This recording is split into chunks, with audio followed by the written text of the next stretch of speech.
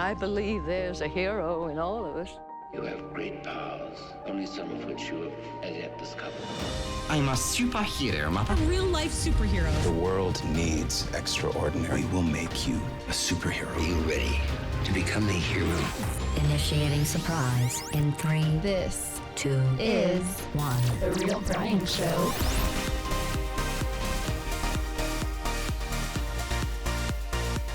Oh yeah, happy Sci Fi November. This is the show that gives you a positive escape from all the crap around you. It is time to nerd out on the things that better our lives and end our week right. It's time to finish our top movies from each decade. We're finally at the end. It's the top movies from the 1960s and before this week. Captain has his full season recommendation for Squid Game. I'm almost done with Locke and Key, so much more to share there. New music and, you know, the usual nerding out and stuff like that. It's going to be fun. Hello. Hey, Ryan. This is Michael Jackson calling from Wonderland. You mean Neverland? This is Tito. What? Calling from... Let's rock it!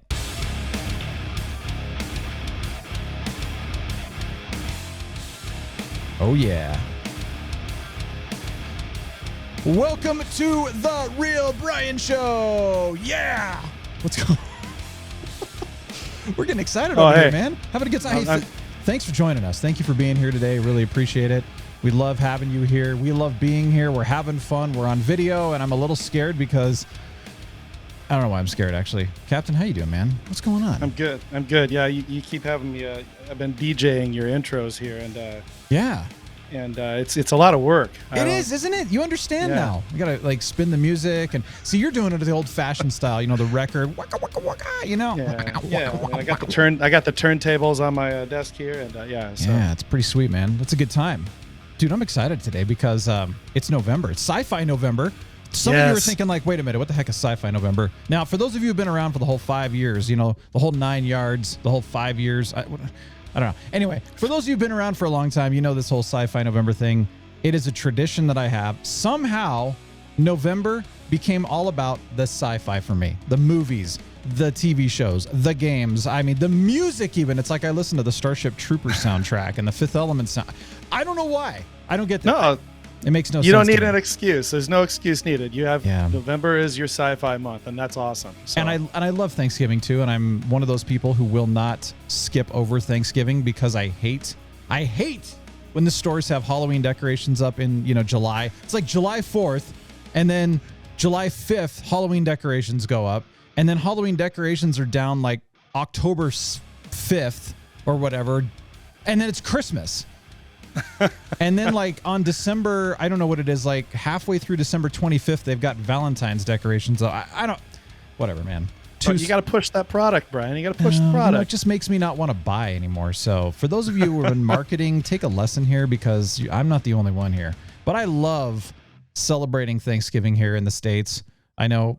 When is the Canadian Thanksgiving? Wasn't it in October?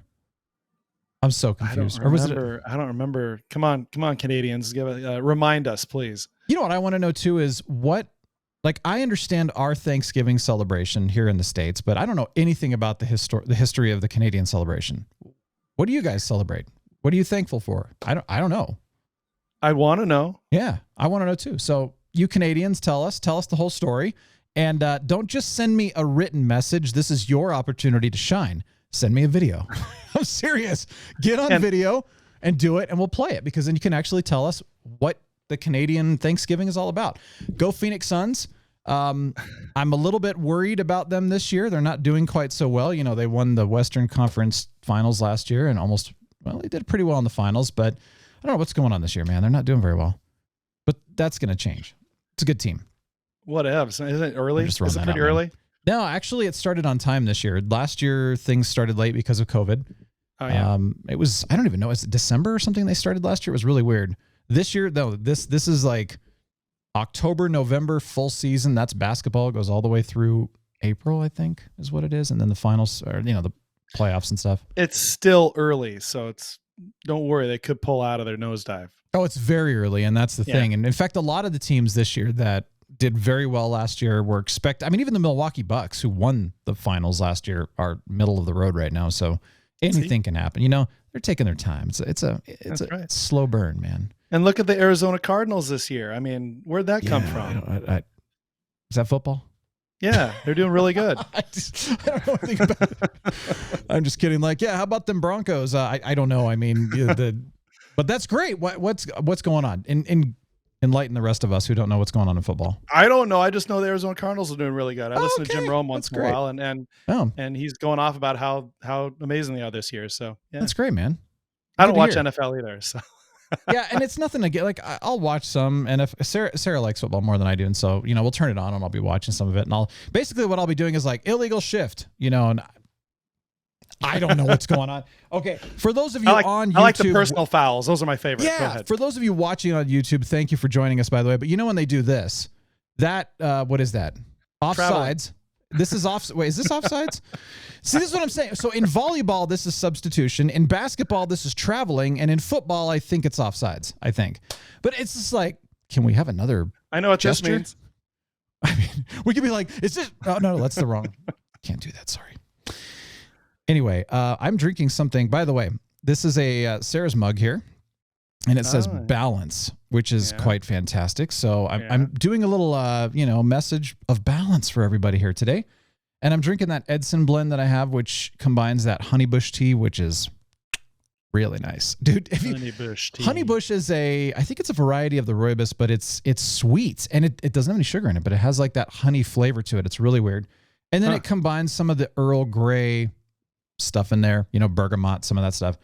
And then I added in some Earl Grey tea, Earl Grey hot. I added in some lavender flowers just because I wanted to try something. Wait, so you sprinkled lavender petals into your tea? Is that what you did? Mm-hmm. Yep. Oh, Brian, I've got sprinkle the lavender petals into your tea. Dude, I've got some like dried lavender flowers that I threw in and sprinkled, and Oh dear. Oh, it's quite fantastic. But no, I mean, hold on. Brilliant. It's brilliant, Brian. Oh, Peter, that is terrific. I'm going to need you to come in tomorrow. Yeah, we've lost some people. It's really good. That's all I'm going to say. The lavender's a good addition. I still want to learn how to blend my own tea, man. I want to go over, because they do these little classes at Happy Lucky's, which is where I get all my tea. It's so good. And they'll give you all of the raw ingredients, and they'll say, hey, we're going to teach you how to blend. Here's the proportions, and here's how to cut it. Kind of like cocaine. You cut the tea. Oh, wow. Yeah. So they give you your own little mirror and a straw. Yeah. See, and cool. I'm very well versed in cutting cocaine, so I feel like cutting tea is going to be pretty easy.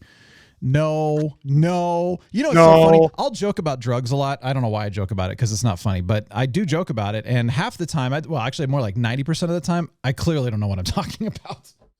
And it shows. That's okay. Yeah, it's good that it shows. Isn't that's actually a compliment? Like, yeah, you don't know drugs, Brian. You didn't see Rocky. So, dude, your voice, man. Are you drinking any tea for your voice right now? Because it seems a little tired, I should be. I know I sound a little bit like Joe Cocker tonight. But screaming around. It's not nearly as bad as last night, as you well know, because we were playing WoW last night, and I could barely talk. Yeah. So I have this situation where for the last maybe 6-7 years, so like right when I go to sleep at night, right before I start to dream, like right after I start falling asleep, I will suddenly wake up out of nowhere. I'll just wake up like my I go from 0 to 100 instantly, and I'll be screaming at the top of my lungs because I think I'm choking on something, or like I inhaled something. Oh, weird. And my brain just I can't control it. There's nothing I can do about it that I know of. I did a sleep study, and they think it might have something to do with a little bit of sleep apnea, but they're not sure. It's a long story there, but so it's not dream related, or is it? No, because I don't have time to start dreaming. So it's not like a full on night terror because that's dream based. Yeah, but you put it in the night terror category only because it happens when I'm going to sleep. But so anyway, I wake up. It does have that choking too, like they said it might.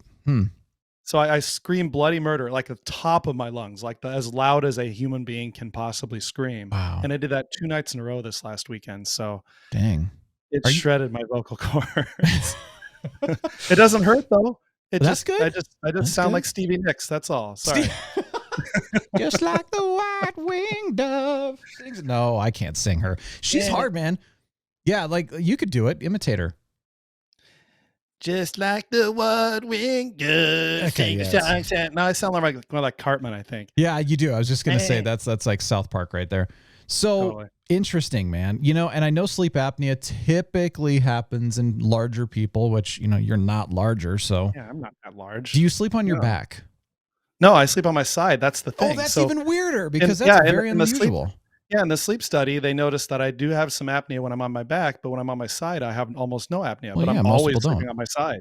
So, and when I wake up, Weird. I'm on my hands and knees, coughing and spitting onto my pillow. So, Weird. hey, Gotta- inside information, you guys. We need This to is exercise all. that demon out of you.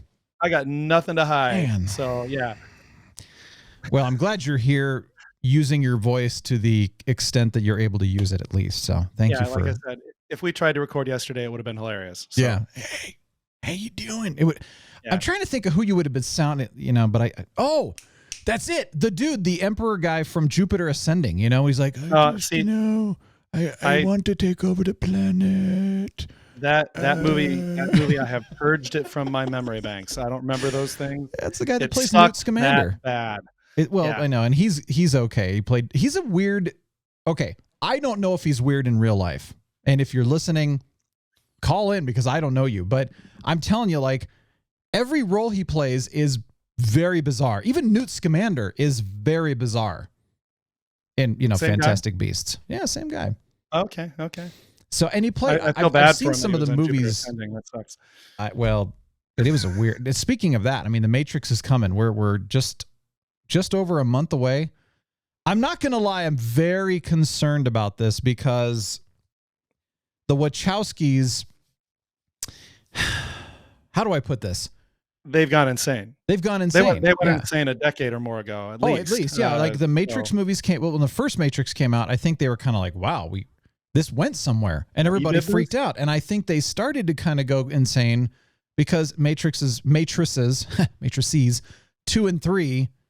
Those were okay, but they were not the first movie. They were okay, and then their movies just kind of went downhill after that.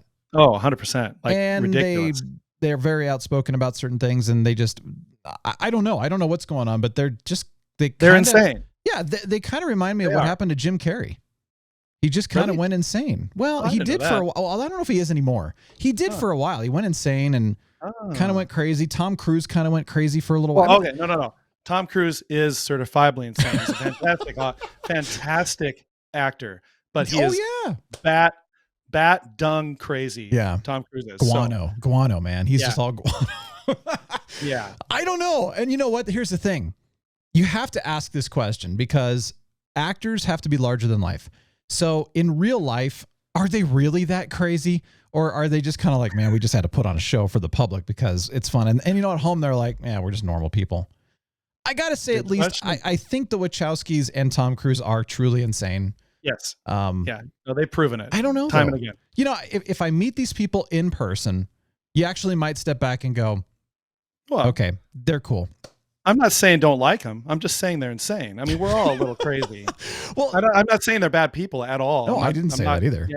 Yeah. We're not juxtaposing those two concepts at all. Yeah. But they're inarguably insane. So take that as you will. So, Lord Thunder and I were talking recently. We were reminiscing about our time at Heroes and Villains Fan Fest, which, by the way, that was such a blast. They don't do them anymore, but for those of you who've never heard of those, it was actually the Walking Dead crew that, what were they called? Walker Stalker conventions. They put together the Heroes and Villains Fan Fest. And so it was just a full on, nerd convention, and all the actors from all the shows would be there. And, you just, go, I guess, get pictures with them, get their autographs, get all the merch, watch people on stage.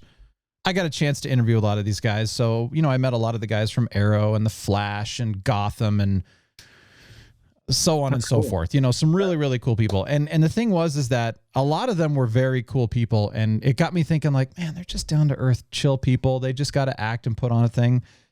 And some of them really, really disappointed me. And I just kind of went, wow. Remind me to never get like that. I mean, my Yeah. voice went. My voice is cracking like a Whee! 14-year-old. That's Yeah. people.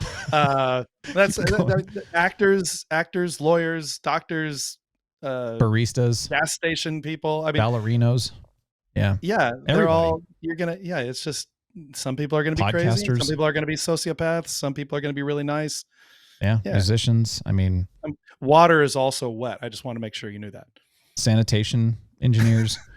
I mean, everybody. There's poop in the ice cream all over the place. So I mean, where do you ain't gonna get away from that. No matter what industry you're in, no matter what neighborhood you live in, there's always poop in the ice cream somewhere, and just don't eat it. That's all I gotta eat say. around it. Yeah, you gotta eat around it. Yeah. No, I agree.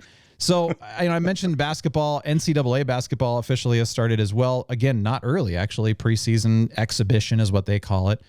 That starts usually at the end of November. I'm sorry, the end of October, early November. And then it, jumps into full season. But I'm just glad everybody's, we're in person this year. I got to say, whether you agree with this or not, I really don't care. That's not the point. But there is a mask mandate at the college, indoors. Most colleges. And there's also a mask mandate in our county.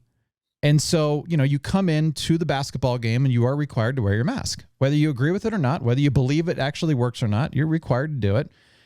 And of all the people sitting around us, 2 people actually had the masks on over their mouth and nose. Everyone else just either didn't have one on at all or just had it down on their chin. And I'm just like, huh. So clearly they weren't enforcing the mandate. Well, yes, that's one thing, but it just got me thinking that if it's a mandate, if you are saying, well, I'm supposed to put on my seatbelt or stop at red lights or wear a mask or don't steal or don't murder people or whatever, and you choose to just say, I don't want to. I'm going to do what I want because it's what I want, because I know better. Well, if that's what they're going to do, then that automatically gives me permission to do whatever I want to them too, right? Well, yeah. I mean, next game you go, you clearly have to show up without pants on and pee all over them. Yeah. And be like, yeah. But hang on. Those guys over there aren't wearing a mask. Is that not also a mandate? So why do I need can pants? they not wear a mask and I can't go without pants? I don't want to wear pants. I mean, it's too restrictive. So, and their answer, Brian, is going to be, well, sir, if we take you out without pants, everyone's going to clap and cheer. But if we take them out without a mask on, I'm going to get jumped. Yeah, but okay, so I wear my pants in because you have to wear your mask in, but then I could take my pants off afterwards because that's when people take their masks off. So I'm just saying, if we look at the logic, if we take that logic and we say, okay, well, here's what we're told to do, but we're not going to do it, or I don't believe in it, or I don't think it works, or whatever. So regardless of what I think, I'm going to intentionally disrespect the person next to me because they believe in it and they want it. Well, then why can't I do that? Why can't I take my pants off or, punch them in the face because I feel like it? I mean, that's the logic I'm saying. And of course, I'm not going to take my pants off. Of course, I'm not going to punch anyone in the face. I'm just saying that.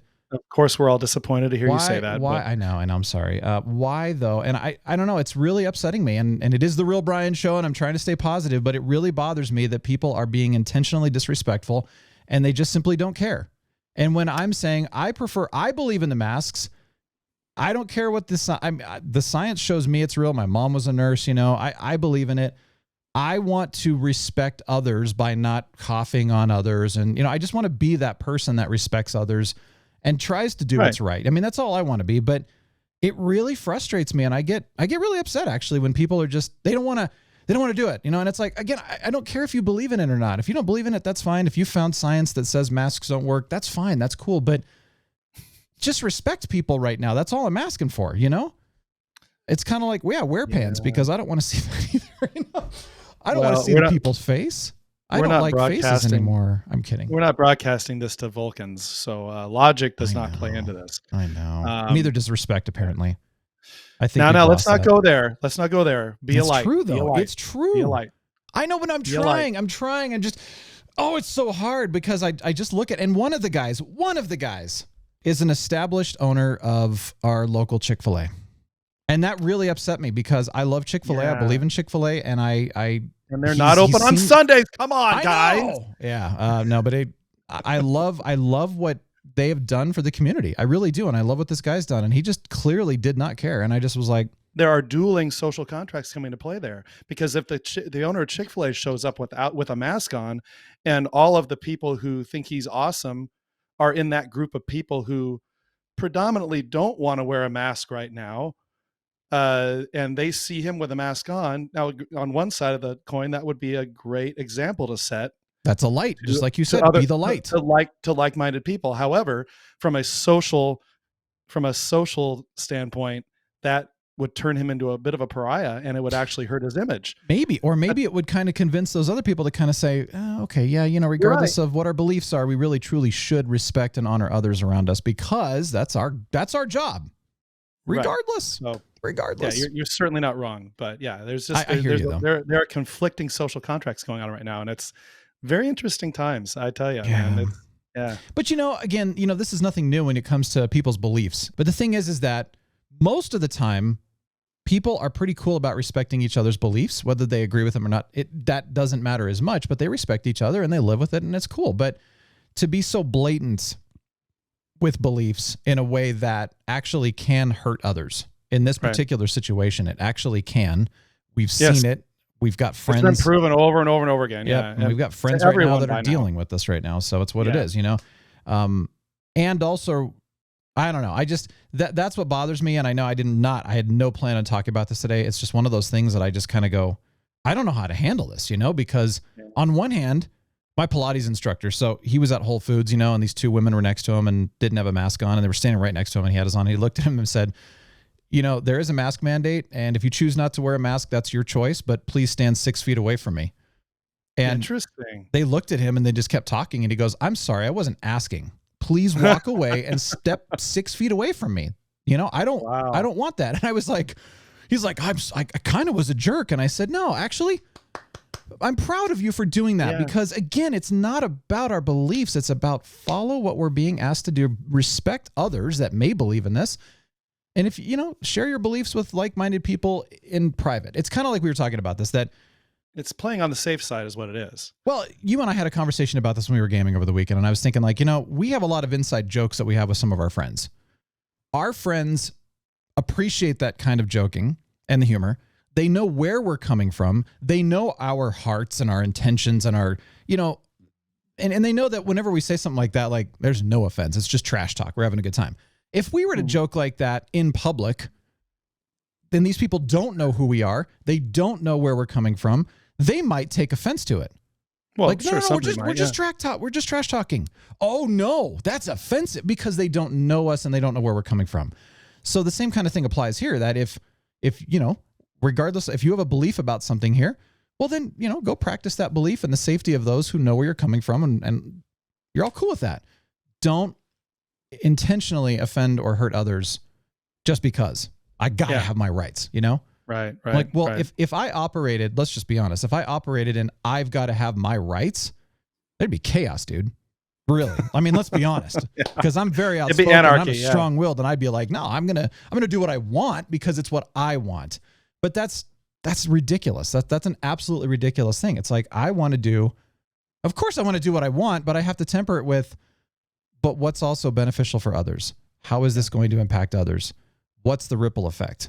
And that is an example of unleashing your superhero right there. That consideration right there is an example. It's that easy. And but it's not easy. I know that. It is a very simple practice, yes, but it is not easy because our selfish desires do trump things a lot, and I'm the same way. Yeah. I want to eat sugar. And I know that it impacts my body poorly, but if I have poor health, then it impacts Sarah, which impacts other people, so on and so forth. I don't want to work, but if I don't work, then I have to live off the government, which who's paying for that? Well, all of us, and so the impact ripples. That's what I'm saying. So it's like, of course, there's a lot of things that I would love to do, but I have to kind of go, okay, hold on, how's this gonna, hurt or bless others? And I don't always think that way, but I have to keep trying that. So anyway, speaking of unleashing the superhero, I know one thing you found actually, which I'm very excited about here. Tell us about it. Yeah. So I was just looking at the news this weekend, and I found an article about these dads. I'll just read part of the article. A violent week of fistfights at a Louisiana high school led to the arrest of at least 22 students last month. So a group of concerned fathers decided enough was enough. They formed a volunteer group, Dads on Duty, and began roaming the halls of Southwood High School in Shreveport, Louisiana, to calm students, spread positivity, and keep the peace. Nice. And so far, it's working. That's awesome. I know, just like that I as soon as I read that, I'm like, oh, that's got to go on the show. I mean, that is the perfect example of ordinary people unleashing their superheroes. Yeah. And I just thought it was really, it's such an inspiring story. Well, And I guess here's there's like 70 of them or something like that, and they take Yeah. shifts. So I that's mean, that's they're what blows working. my mind. They have jobs, but Yeah. when some of them are off their jobs, they go on shifts at the high school. Of course during school hours. Yeah. But yeah, I guess what a great precedent to set in other schools that might be dealing with similar problems. So. Well, I was looking at it too, and they were talking about for the first, was it, I don't know, week or 2 weeks or whatever, the students did not like having them around. They were feeling kind of weird, but then eventually it's like now they're accepted and now they're a welcome sight, and they have a good time. And, and it's just kind of that, I think the students feel safer. And then the ones that might think about fighting kind of, maybe I shouldn't, and the dads they know what's going on too. But I mean, it's cool. You look at the pictures of these guys and you're like, I wouldn't want to mess with any of these guys. Exactly. It's so cool. They and look I'm sure like they mean business, man. It's cool. And I'm sure the faculty really appreciates it as well, because, faculties, they're not staffed to police their students that much. I mean, and I've heard other stories. Like, I guess like fight clubs are a big thing in schools right now. Like fist fighting for fun is kind of a fad right now. Is kind of like Tide Pods and all the other things people were doing. Yeah. What is up with this? I don't know. It's just people, right? Yeah. Thanks for sharing that, man. Yeah. I appreciate that. Yeah. Thanks. Yeah. It's origin time as well. So today's origin is the whole 9 yards. Now we've all heard that phrase. He went the whole 9 yards in that effort, or whatnot. Now, where does the phrase "the whole 9 yards" come from? In 1982, William Safire of the New York Times called that phrase one of the great etymological mysteries of our time. He thought the phrase originally referred to the capacity of a cement truck in cubic yards, which is weird, but there are plenty of other theories. Some people say it dates back to when square riggers had 3 masts, each with 3 yards supporting the sails. So the whole 9 yards meant the sails were fully set. Another popular story holds that it refers to the length of an ammunition belt on American World War II fighters, which was typically 27 feet in length. When a pilot had exhausted his ammunition, he said he had shot off the whole 9 yards. Sounds plausible, right? Yeah.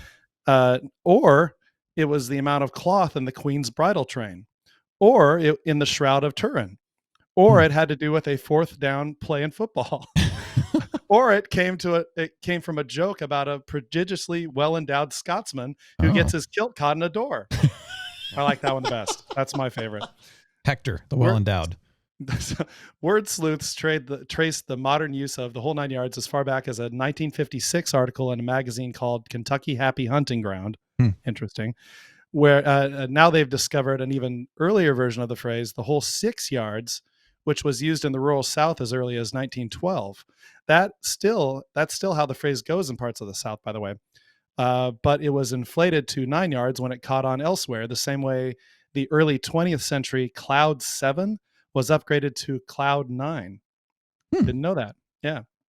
Now that's a whole another origin. Now, of course, there could be a real story behind the expression, even if it's no more than a family joke about the long scarves that Aunt Florence used to knit as Christmas presents. Mm-hmm. But it could also be that somebody just plucked the words out of the air one Tuesday morning. One way or the other, the real birth of the expression was when somebody passed it along without caring what 9 yards referred to. The fact is that once you said the whole, it doesn't matter what words you finish it with or whether they mean anything or not.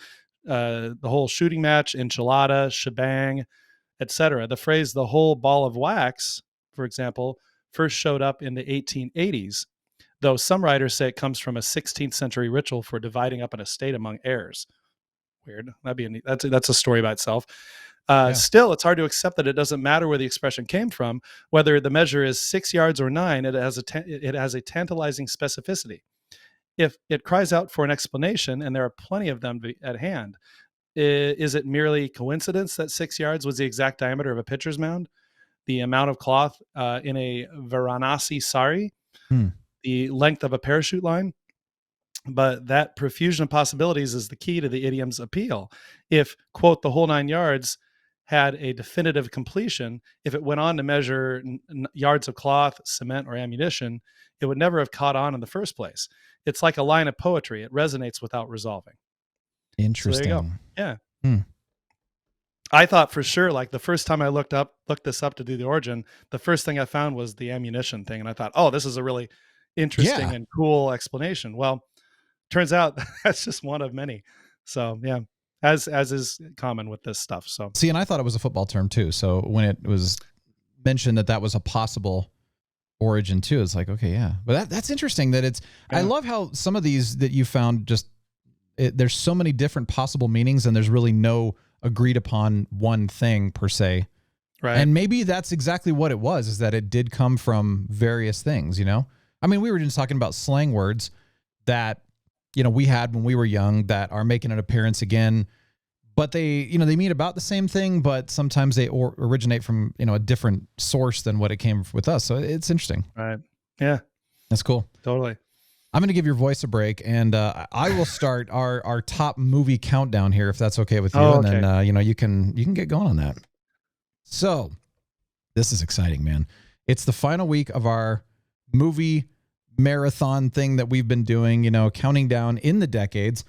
And so I'm going to start off. This is, by the way, the 1960s and earlier. So I did, really, it didn't have as many this time because I've got a couple 60s movies I like. There's some 50s movies, and then I kind of jumped back all the way almost into the 30s. There's actually a couple 30s movies that I'm a fan of, but there's a lot here that, you know, I have either not seen or I have seen and just wasn't a fan of. You know, like I did not like Citizen Kane, even though that's considered to be an absolute classic.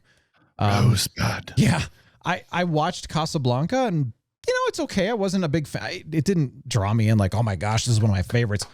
So there are great movies out there that I know some of you are actually going to love, and that's great. My number one, though, and this is a big one, is 20,000 Leagues Under the Sea, and this was the 1954 version. It's a Disney version, and the book is awesome. I mean, it's Jules Verne. Come on.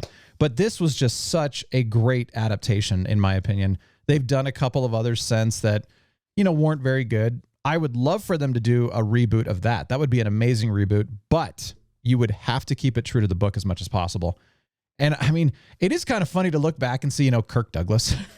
he's this young pup, you know, and he's singing, and crazy. It's just so there's a lot of that cheesy music that goes on in the background. But this is still one of my all-time favorite movies. I mean, and stories in general too. And you know, many of you know that I love the ocean. I love submarines. I especially love the actual Nautilus. You know, the design that they made, the idea behind it. You know, think about this too. You know, you think about submarines and it's military, and you know, there's no windows, and you're going down, and you just don't see the surface or the sunlight for potentially months on end. The cool part about the Nautilus is that it had windows in the stateroom, windows on the bridge, you know, and then, you know, they didn't go very far down, and so the water wasn't quite as dark, so you could still see actually underwater, and they'd surface a lot and do all kinds of, you know, travel to different islands. That's cool. Like that kind of submarine stuff would be cool. And I mean, how cool would it be to have like a cruise ship submarine? Think about this one, Captain. You know, you're on a cruise ship. You got windows, of course. They got to be able to withstand the pressure. You get into a storm. No problem. We'll just submerge underneath the currents. Yeah. We'll just have a nice, comfortable ride. You know what I mean? You're still cruising. Even submarines that are submerged during big storms, they still rock a bit. They have to go down pretty far to avoid that. That's true. Motion, but it's not still as bad, I mean, you know. What a novelty that would be to have a submersible cruise ship. This movie for me personally spawned a lot of love for oceanography. I actually took an oceanography class in college, which was one of my favorite classes I ever took, actually. Marine biology, and then again submarines. You know, oh my gosh, I had so many hours of imagination with this whole thing. I actually designed my own submarine. I designed the exterior and the interior. It was called the Intrepid. Wow. I still have the designs actually on paper. It's cool. How old were you? High school. Oh, okay. Seriously, because it's like I was thinking elementary school. Okay, no, it's the thing. Like I got into 20,000 Leagues Under the Sea in middle school. I think. I'm thinking like, right, that was about that time, and then in high school, and I designed all that stuff. So my imagination has lasted all the way, and you know, to now. Actually, not quite as much as it used to be, but it's still there. So I did that. You know, of course, this led me to loving the TV show Sequest from the 90s, which was so much fun. Hunt for Red October. I mean, just about any sub movie out there, I've probably seen it, and I very likely love it. So anyway, to me, it's such a great movie. It's one of my favorites, but that's why it's number one. Number two for me was Swiss Family Robinson. You know, it's again another Disney rendition of a classic, and I like old Disney. I really do. I like especially the live action, and I loved the wholesome family values in this movie too. I mean, it was very refreshing. You know, it was clean, it's fun. There's a lot of really good things in it. But the scenery and the locale in this movie, you know, the island scenery. And I mean, let's be honest, dude, that treehouse was awesome. I mean, how cool would it be to live in a place like that? So it's got to be a bit of a glamorized setting. And I mean, they even glamorized the pirates quite a bit, but man, it was so cool. It was a lot of fun. I still love going back and watching that. Number 3 for me is Mutiny on the Bounty. Are we seeing a theme here yet? A little bit? Ocean, islands, and maritime ships. Yeah, maritime stuff. Awesome, man. The first time I saw this movie, I mean, I was impressed. It was just one of those things where it's like I was drawn in. It's a fascinating story. It's so interesting to see a ship, or I mean, to see the crew really surviving on a ship under these kind of conditions. The stress, you know, not being at the island or not being on land, basically. Scurvy. I mean, all these things that these guys faced back in the day.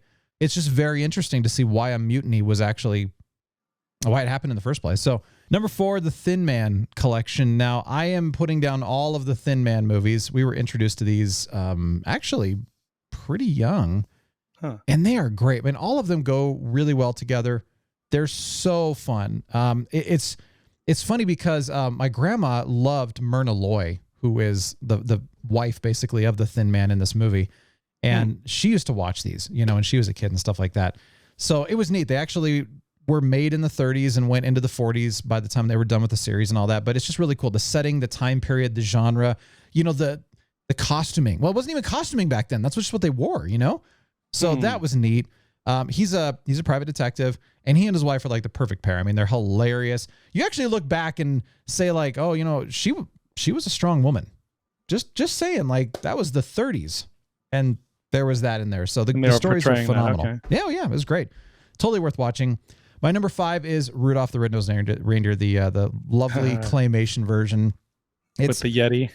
Oh, man, you know, the Humble Bumble. It was one of my favorite Christmas movies growing up, and I think I watched it every year, and I still do, actually. Yeah, I'm sure I did too. It's a magical story, man. It's so wonderful. Although, yes, they bully Rudolph, and they do enslave an abominable snowman, you know, whatever. It's still a great classic. I mean, and the music is wonderful. I mean, I love going back and listening to the music, you know, just kind of in the background. It's really fun, but that's a good one. And then my last one here I'm going to mention is Psycho. Kill her, Norman. But what I love about it is I'm not a horror fan, but I love Hitchcock movies because he does them well. They're more psychological, I think, than anything else, which is what I like. Right. It's freaky.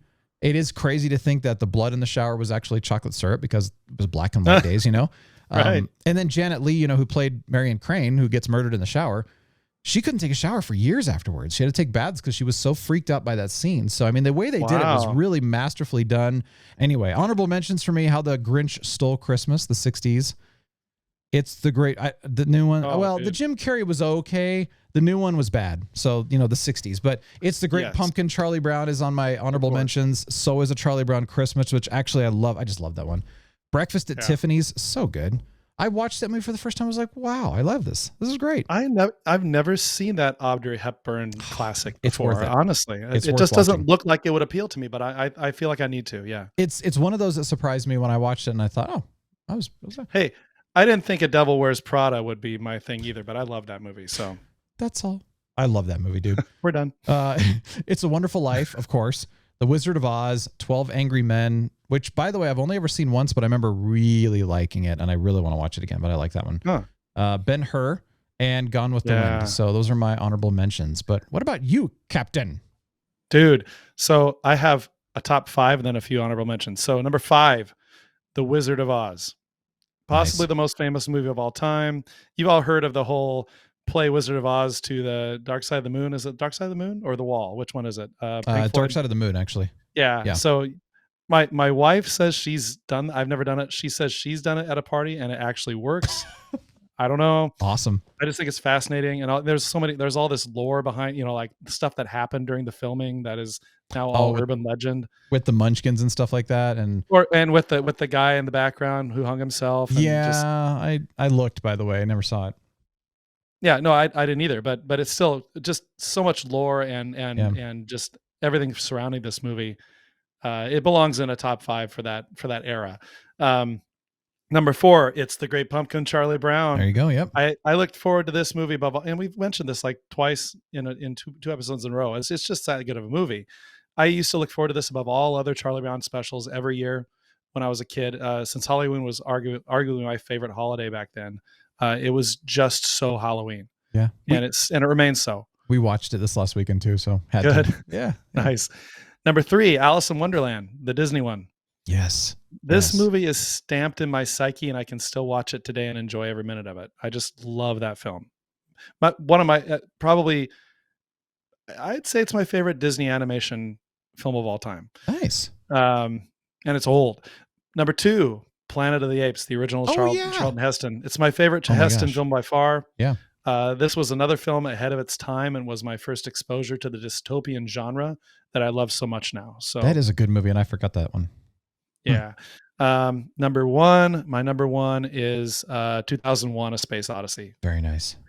Now, I actually saw 1984's 2010 before I saw 2001 when I was a kid, and I absolutely loved the sequel. When I finally saw Kubrick's original, I was struck by how ahead of its time this film was. And I also thought that the whole opening sequence with prehistoric hominids discovering an alien monolith and then learning how to use weapons, I just thought that was such a profound sequence. Yeah. And then the score during that sequence yeah. was so haunting, like, oh, Yeah. so good. That's awesome. Yeah, so that's my top 5. My honorable mentions are Harvey. Oh yeah. Yep. With what's his name? Jimmy Stewart. Yeah, Jimmy Stewart, Yep. the B-17 pilot. To Kill a Mockingbird. Yep. Ben-Hur again. Mary Poppins. Oh yeah. Love that movie. The Bridge on the River Kwai Oh yeah. with Obi-Wan Kenobi. Fantasia, Yep. Disney's Fantasia. Yeah. Dumbo, another Yeah. Disney. Yeah. Bambi, another Disney. Yeah. And of course, It's a Wonderful Life. Yeah. Nice. So yeah, Cool. that's my list. Very nice, man. Well, I want to thank you. A huge thanks to the Huntress who has been on this journey with us. Spider-Pan's been on the journey with us, although he didn't have anything from the 60s and earlier, but the Huntress did. So Yeah. she picked Barbarella, Night of the Living Dead. You Wait, only... They're different movies though, but Yes. both of them are fantastic. Barbarella, if you haven't seen it, do yourself a favor. I've Get never a seen little it, drunk, actually. get a little tipsy, Not going to happen. and then watch Barbarella. It's just so trippy. Anyway, go ahead. Interesting. You Only Live Twice, The Moon Spinners, The Parent Trap. Now, I forgot about The Parent Trap. That's a great one, the original. Yeah. The Hidden Fortress, White Christmas, which, by the way, I enjoyed White Christmas too, but it's just not on my top. War of the Worlds, and Ooh. what's interesting is I'm trying to think if I've even seen the original movie. I mean, I know the original radio show really, really well, but I don't know if I saw the movie. Wizard of Oz, The Bride of Frankenstein, and Dracula, and also the original Frankenstein. So thank you. Good stuff, man. Nice. Thank you for joining us on this journey. This has been a lot of fun. We did the music. We've done the movies. Maybe we'll do something else in the future. I'm not entirely sure, but it's been kind of fun because I was even telling Sarah, Lord Thunder, a couple of the people, I was like, I'm rediscovering movies from earlier years that I had forgotten all about. It's like I'd seen them once or I had never seen them. And I thought, oh my gosh, I've got a list of movies to go check out now, not just new stuff. So yeah, it's pretty exciting. It's fun to research that stuff too. I mean, just to go back and see all the movies just to be reminded of all the movies you've seen. Yeah. Like, oh yeah, I saw this. And yeah, so it was a fun journey. Now, really quickly, I wanted to mention some stuff on our honk list, what we're watching, some music and stuff. We're going to go through these really quickly, but I just discovered this. I didn't even know this existed until a day or two ago. Star Trek Prodigy. Brand new show on Paramount Plus. It's animated as well. And Okay. it's about some troubled teens or something like that are on some colony or whatever, and they find an old derelict starship and they steal it and go on adventures. So I think it's designed more for a younger audience from what it looks like. But I'm going to check it out. I got to at least check it out and share my thoughts next week because it's Star Trek. So maybe it'll be good. I don't know. Good. I'm finally getting to Star Trek Lower Deck season 2. I haven't even watched that yet. And then I know Discovery's coming out. Is it the end of this month or beginning of next month? It's soon. I know that much. I think it's November. I'll be watching that one for sure. Yeah. So yeah. Locke and Key season 2. Now I just wanted to say I'm almost done already. Like I got in this thing where I started watching a couple of episodes and then I was hooked, and I mean really hooked. So you binged there's no, well, I know, and I rarely do that anymore just because of time and stuff. But I'm just past the halfway mark in the season. I mean, there's only 10 episodes anyway. Right. But man, it's so good. It's funny. The first episode was okay. It was good, and then it just kind of built and built and built. And by the time I got mid-season, I'm just, oh my gosh, drawn in. I want to keep watching. It's like, I got to go work, but I want to keep watching. It's really good. I think it's been a great follow-up. I think you mentioned last week or the week before, it's not quite as magical as season 1, and I think that they've brought that back in. Yes, yeah. That was after I saw the first episode that it wasn't quite as it didn't grip me as much as the first episode of the first season did. Yeah, but like you said, it does ramp up, and I'm really enjoying the second season so far. It's just got the same fun magic of season 1. So yeah, it's good. Yeah. Now, Squid Game, I still have only ever watched that first episode. I'm not sure if I'm really drawn in to do it. I know you finished the season, Captain. Yeah. So tell us your thoughts now that you've seen the whole season, and let's see if you can convince me to continue on or not. Yeah, that's a question, isn't it? So I found Squid Game strangely compelling in a somewhat depressing vein. On the surface, it's a series of edge of your seat life or death contests, which is why I believe it's so popular. The main characters are also fun and interesting, and they're sometimes a little over the top. But that's just the style of the show, and the style of the filmmaking that they did here. Full on Korean film. It's all dubbed in English, so their mouths are speaking Korean, but their words are English if you watch it here. But if you look at the show more philosophically, it's like a sociology study with a largely negative message with a dash of positive at the end. And the ending is really interesting. I'm sure that the ending's got a lot of comment online, but I thought it was worth watching for me, but it's probably not for everyone. And Brian, for you, I don't know that it's for you, honestly. I'm not sure you would enjoy it because it's really visceral. It's a lot of gratuitous violence. I mean, truly gratuitous violence. But that's part of the story. I mean, it's not just, so it's gratuitous on one end, but on the other side, it's also an integral part of what's happening to these characters. So I don't know. The jury's out as to whether you would like it or not, but it's definitely not for everyone. And I'm not a big fan of depressing, negative kind of themes throughout because I'm just kind of tired of them. It's like we've had a lot of that. I'm looking for something new though that is kind of utopian again. Something that's positive, something that makes us feel good, something that's very imaginative that can inspire us forward as a human race, I don't know. But dude, I've got some music. Oh my gosh, I've got some music. I'm very excited about it. We've not shared a lot of new music in the last couple of months because we were going through our music list, but this is the time where I wish I could actually share a segment of the music legally with you. And there might be an option. I think you can. There is a very possible option on YouTube actually, and I'm looking into that right now, but on the podcast side of things, they don't like that at all. But 3 songs here by, 3 groups that I'm a big fan of, but I like Lights. She's a great artist. She's been around for a while, but she's got a brand new song called Prodigal Daughter. And it's so much fun, dude. I mean, it's like the energy just kicks right into it. And you're just like, whoa, yeah. So anyway, I'll put that in the TRBS 2021 Spotify mix, which the links will be in the description below on YouTube, in the show notes for the podcast. Check that out. Even if you don't listen to Spotify, go grab that song and, put them to wherever you listen. Great song. Churches. Oh my gosh. So they just put out Churches. They just put out a brand new album, They've got a new song that is actually part of I think it's a B-sides. It's an extended director's cut of Screen Violence, which is the new album that came out, and it's called Killer. Okay. All these dark things, but no, it's really good. It's really well done. So, if you're a Churches fan, really good. And then get this, dude, Imagine Dragons. Like I Imagine Dragons all the time. I know. And that band, when they first came out, was like, wow, you just kind of go, this is great music. And then since then they've kind of, they've thrown out a few songs. There's some good ones, They've got a brand new one though that just kind of harkens to their old roots, but has a modern flair to it. And it's called Enemy, but it's also with JID and League of Legends too. So fantastic if you want to check those 3 songs out. TRBS 2021 mix on Spotify. Like I said, links below, links in the show notes. That's the music. Well, there you go, Captain. Lots of fun. Thanks for joining us today. Deep Thoughts with Captain Influence.